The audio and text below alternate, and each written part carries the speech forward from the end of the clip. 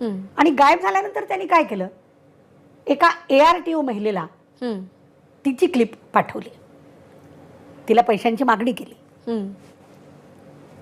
तिने स्वतःचा भाऊ, नवरा, जेठ अशा घरातल्या पुरुषांना सांगितलं आणि त्या सगळ्यांनी तिला सपोर्ट केला. शी सेड की मला माहिती नाही हे माझ्याशी केव्हा झालं, कदाचित मला ते प्यायला दिलं म्हणून गुंगी आली असेल किंवा हिप्नोटाईज केलं असेल. आणि सुदैवानं त्या महिलेवर तिच्या लोकांचा विश्वास असल्यामुळे त्यांनी सपोर्ट केलं. अहिल्यानगरमध्ये त्यांनी ब्लॅकमेलिंगचा गुन्हा दाखल केला नितीन जाधवच्या विरोधात.